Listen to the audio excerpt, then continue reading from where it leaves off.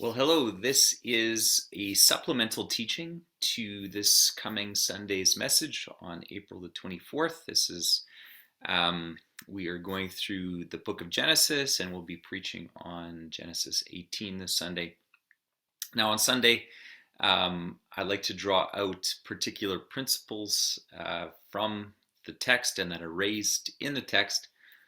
But chapter 18 also raises some pretty big theological questions about God and how God um, presences himself, reveals things about his nature to people that he's speaking to or revealing himself to. And so, what I wanted to do in this supplemental teaching is to kind of wrestle with some of the things that get raised in Genesis 18 about God's character, God's nature, who God is, and how he makes himself known to us. All right, so that's what we're going to do here. So I hope you have your Bible handy, because what we're going to do is I'm going to read chapter 18. That's the first thing we're going to do. It's a bit of a lengthy chapter, but it's worth the read. It's a great chapter. And what I want to encourage you to do, as I read through the chapter, what I encourage you to do is to ask a couple questions. One is, how does God reveal himself in Genesis chapter 18 to Abraham and Sarah? And is there anything surprising that kind of comes up as you're reading through the text? Is there something that you're going, whoa, wait a minute, I didn't think God did that, or it seems really weird that he'd do that. So kind of take those questions into the text. So here we go. Genesis chapter 18. I guess I should have had it ready so I could just jump into it. Here we go. Genesis 18, verse 1. The Lord appeared to Abraham near the great trees of Mamre, while he was sitting at the entrance of his tent in the heat of the day. Abraham looked up, and he saw 3 men standing nearby. When he saw them, he hurried from the entrance of his tent to meet them and bowed low to the ground. He said, "If I found favor in your eyes, my Lord, do not pass your servant by. Let a little water be brought, and then you may wash your feet and rest under this tree. Let me get you something to eat so you can be refreshed, and then go on your way, now that you have come to your servant." "Very well," they answered, "do as you say." So Abraham hurried into the tent to Sarah. "Quick," he said, "get 3 seahs of the finest flour and knead it and make some bread." Then he ran out to the herd and selected a choice, tender calf and gave it to a servant who hurried to prepare it. He then brought some curds and milk and the calf that had been prepared and set these before them. While they ate, he stood nearby under a tree. "Where is your wife Sarah?" they asked him. "Over there, under the tent, or in the tent," he said. Then one of them said, "I shall surely return to you about this time next year, and Sarah, your wife, will have a son." Now Sarah was listening at the entrance of the tent, which was behind him.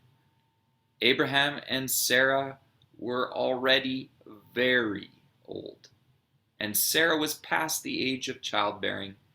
So Sarah laughed to herself as she thought, "After I am worn out, and my Lord is old, will I now have this pleasure?" Then the Lord said to Abraham, "Why did Sarah laugh and say, 'Will I really have a child now that I am old?' Is anything too difficult for the Lord? I will return to you at the appointed time next year, and Sarah will have a son." Sarah was afraid, so she lied and said, "I did not laugh." But he said, "Yes, you did laugh." Verse 16. When the men got up to leave, they looked down toward Sodom. And Abraham walked along with them to see them on their way. Then the Lord said, "Shall I hide from Abraham what I am about to do? Abraham will surely become a great and powerful nation, and all nations on earth will be blessed through him. For I've chosen him, so that he will direct his children and his household after him to keep the way of the Lord by doing what is right and just, so that the Lord will bring about for Abraham what he has promised him." Then the Lord said, "The outcry against Sodom and Gomorrah is so great, and their sin so grievous, that I will go down and see if what has been done is as bad as the outcry that has reached me. If not, I will know." The men turned away and went down toward Sodom, but Abraham remained standing before the Lord. Then Abraham approached him and said, "Will you sweep away the righteous with the wicked? What if there are 50 righteous people in the city? Will you really sweep it away and not spare the people for the sake of the 50 righteous people in it? Far be it from you to do such a thing, to kill the righteous along with the wicked, treating the righteous and the wicked alike. Far be it from you. Will not the judge of all the earth do what is right?" The Lord said, "If I find 50 righteous people in the city of Sodom, I will spare the whole place for their sake." Then Abraham spoke up again. Now that I've been so bold as to speak to the Lord, though I'm nothing but dust and ashes, what if the number of the righteous was 5 less than 50?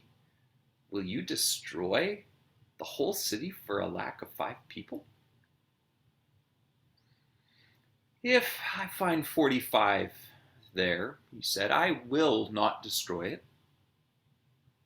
Once again, he spoke to him. What if there were 40? He said, for the sake of 40, I will not do it.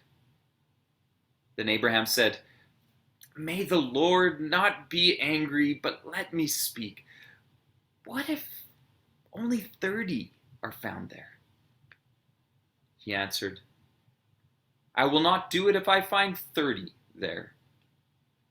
Abraham said, now that I have been so bold as to speak to the Lord, what if only 20 can be found there? He said, for the sake of 20, I will not destroy it. Then he said, may the Lord not be angry, but let me speak just once more. What if only 10 can be found there? He answered, for the sake of 10, I will not destroy it. When the Lord had finished speaking with Abraham, he left, and Abraham returned home. Oh, what a really interesting chapter. I hope you were riveted as I was. So the first thing that I just want to point out is the first phrase of verse 1. It says, the Lord appeared to Abraham. This is Abraham's 5th recorded encounter with God, and this is the first one, actually, in which God is portrayed in some visual way, or in which we get a visual description of how God appears. Abraham, in the previous chapter, in chapter 17, it does use the word appear in that chapter as well, that the Lord appeared. 17 verse 1, it says, when Abraham was 99 years old, the Lord appeared to him. But then we don't get any description of his appearance. We just hear dialogue. And in the previous chapters as well, mostly we just get God speaking. We don't see any physical representation. There's just the one place in chapter 15 with the smoking pot and the blazing torch where we get a visual description of something. But this is the first time in which God appears in a way that he takes on a human form, or he's personified in some form. So what I'd like to do is just kind of dig into that a little bit, dig into how God reveals himself in this chapter. Now, there are many stories throughout God's word in which God appears to people, but what's interesting is that each one of those stories is super unique. And oftentimes what can happen is we can experience maybe some frustration or confusion when we try to kind of nail down, who God is or what God is like by looking at how he reveals himself to us. Because oftentimes those various descriptions are held in tension. Let me give you an example. In the teachings about who God is, we hear things like God is holy. You can find that in Leviticus chapter 11:45. It's kind of God's calling card. He says, I am holy. In fact, he tells us to be holy because he's holy.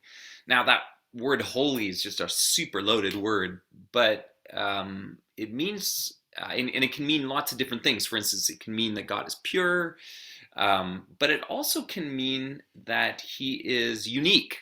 And that there's no one or nothing like him at all, that he's completely unique. And you can read about that, especially in the book of Isaiah. There's a few prophecies in which the prophet talks about the uniqueness of God. I'm thinking of Isaiah 40. That whole chapter really kind of separates God and man and shows how different God is than humanity, or Isaiah 44 as well. And I'll let you read those on your own. But basically what Isaiah is getting at, and these prophetic words are getting at, is that God is not like us. He's not like the other parts of his creation. He's not a creature. He is the creator. And in fact, the scriptures will often point to the fact that God is spirit. And Jesus talks about that in John chapter 4, verse 24. He says, God is spirit. And other scriptures, there's one in, I believe, 1 Timothy, also Colossians 1:15, where it talks about how God is invisible. That Colossians 1:15, I think, says that Jesus is the image of the invisible God. And then there's other scriptures that talk about how if we were to see God in his glory, that we would perish. In fact, in Exodus 33, God has this interaction with Moses in which Moses wants to see God in his glory, and God won't let him see his face because he would die, he would perish. So what do we make of these three visitors then? And God revealing, or God appearing in the form of this encounter with these three visitors. Is this a dream? Is Abraham just having a dream? Is this a vision? Or perhaps is Abraham just seeing and interacting with kind of spirit beings? Is he interacting with angelic apparitions? And if God is present in the flesh, if he's taken on some sort of human form, how is that possible if God is spirit? And then there's the question of, well, then if you looked in his face, how is it, if Abraham is looking at these three visitors in their face, how could he even stand in that presence of God and not perish, right? So there's all this dissonance from what we read in the scriptures of who God is and how he reveals himself to us. And then you have an encounter like this that kind of breaks those categories. So that's what we're going to wrestle with a little bit. All right, so let's come back to the text. What's up with these three visitors? Is this just a vision? Well, let's kind of dig in. Well, we can kind of strike a few things off the list. For instance, we can deduce from the text that Abraham is not in a trance. He's not having a vision. He's not having a dream. How do we know? Well, because the text is teaching this as an everyday interaction. Abraham is talking to Sarah in it. He runs out to the field. He selects a calf. He talks to his servant. The servant prepares. There's other people involved. And so we know this isn't a dream. He's not having a vision. This is an actual real world interaction that he's happening with these three visitors. We can also kind of strike off the list angelic apparitions or interacting with spirit beings, because the food that Sarah and Abraham prepare, they sit down and they eat it. And so spirit beings don't eat food. And then later on in the story, we see we get more hints of who these three visitors are. As they get up to leave, Abraham walks with them towards Sodom. And then he stops, and it says that he turns and he begins to talk with the Lord. You can find that in verse 16. It says, when the men got up to leave, they looked down towards Sodom, and Abraham walked along with them to see them on their way. And then the Lord speaking to himself, shall I hide these things of what I'm going to do from Abraham? And then talks about he's chosen him. And in verse 20 it says, then the Lord said, and he speaks to Abraham. Verse 22, the men, these other two men, turned away and went towards Sodom. And then it says this, but Abraham remained standing before the Lord. So two go on. In fact, in chapter 19, verse 1, if you look a little further on, it says then, verse 1, the two angels arrived in Sodom. So these two men, all of a sudden, the text is telling us, actually, those two men, they're actually angels. And they continue on towards Sodom. So who's the third? The Lord. The third in that trio is the Lord. Okay. And so we see here that there's two angels and the Lord himself who have taken on physical form and are eating and interacting with Abraham and Sarah. That is crazy. What is going on here? How do you jig that with all the other things that it says about God and not be able to see his face and all those kinds of things? How is Abraham not falling over dead as he's talking with God in person? And looking in his face? Well, it turns out that this isn't the only time that God has appeared in a physical or a human form, and it's certainly not the first time that God has manifested, in other ways, the burning bush and other ways. But this actually isn't the only time that we see that God appears in a physical form. By the way, these appearances of God, or these manifestations of God in various forms, are called theophanies. That's a fancy theological word for God appearing or manifesting himself in some physical form. And then the next time God appears in a human form is actually to Jacob, Abraham's grandson. You can find that in Genesis chapter 32. And he appears as a man in the night, and Jacob and this man end up wrestling throughout the night. And after the wrestling match is finished and Jacob and the man departs, Jacob ends up calling that place Peniel, which literally means the face of God. And when he's explaining why he's called it that, he says it's because, excuse me, I saw God face to face, and yet my life was spared.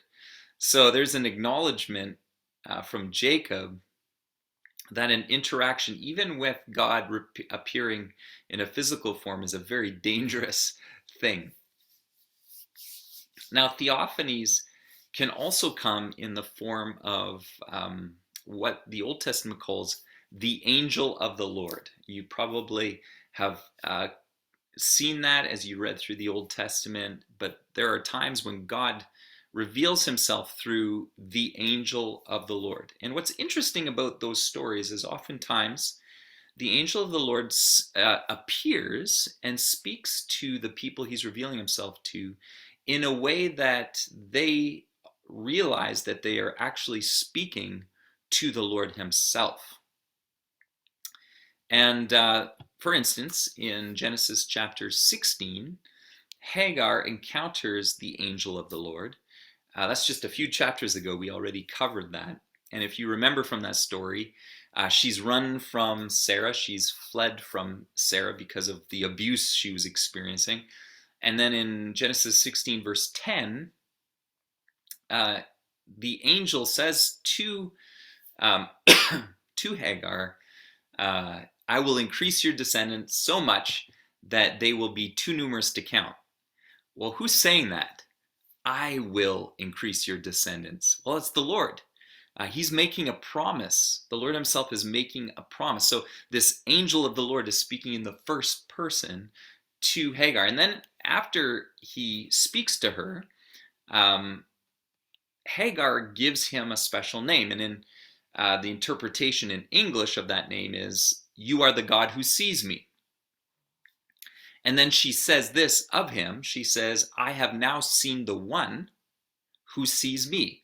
So Hagar truly believes that she has had an encounter with Yahweh. She's seen the one. Even though this is described as the angel of the Lord, she believes she's seen the one who sees me. And by the way, the same thing occurs in the life of Gideon in Judges 6. You can read that account. All I'll tell you is that, Gideon's interacting with, again, the angel of the Lord. And it's clear in that story as well that the angel of the Lord is speaking in the first person as the Lord is speaking to Gideon. And so he also has this moment of, oh my goodness, I am speaking with God himself. So, so here's kind of the big question then. So why does God sometimes allow people to speak to him face to face in these theophanies? But other times, like in the case of Moses in Exodus 33, does God not allow someone to see his face? I think that probably the logical answer is that there are varying degrees of his revealed glory that he reveals at different times to different people in different ways. And so clearly these theophanies are not the fullness of God's glory.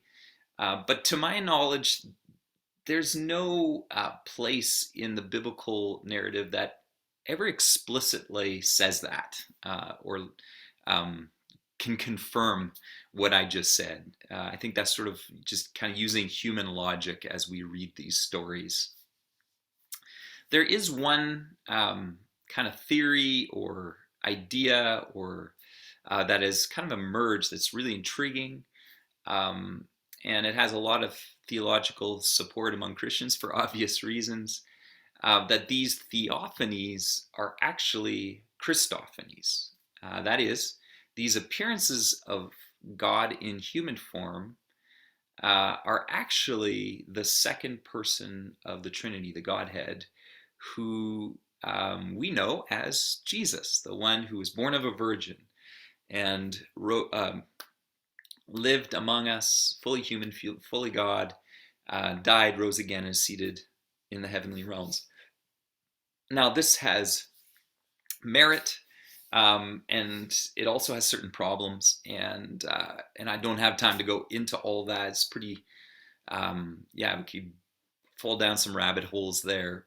But I think one of the scriptures in the New Testament, one of the claims of Christ that does support that is from John 8:58, where Jesus says, before Moses was born, I am. So that word I am was what God said at the burning bush when the angel of the Lord appeared to Moses at the burning bush. And so there was this theophany that Moses was experiencing. And so for Jesus to say that, many people kind of link that to the revelation of God happening in the person of Christ, that these theophanies are actually Christophanies. So there you go. You can wrestle with that, and it's a very interesting, fascinating, and wonderful thing to think about.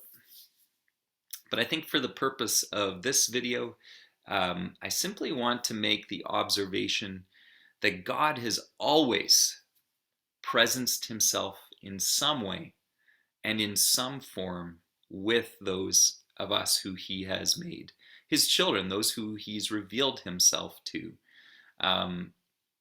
Why would God appear in one form to one and another form to another? I think this is very mysterious, and I think we have to just accept the fact that God has his reasons and purposes for why he reveals himself in one way or another. We ultimately don't know why he would choose to wrestle with Jacob, or come in the form of the angel of the Lord to Hagar and Gideon, or to appear in a burning bush to Moses. I mean, it's quite incredible and breathtaking, though, to just think that the God who created the heavens and the earth is still approaching humanity, even though we're fallen and broken and sinful and wayward, even though we're constantly falling away from him and going our own way, that he is constantly approaching us in different ways and in different forms. He is constantly pursuing, making himself known to us. I think that's the big point. That's the main point, that he's not the God who holds himself at a distance from us, but he is the one who Isaiah calls Emmanuel. He is God with us. And so I think I'm just going to stop there, and hopefully this video has been an encouragement to you and kind of helped you as you wrestled through those questions. God bless.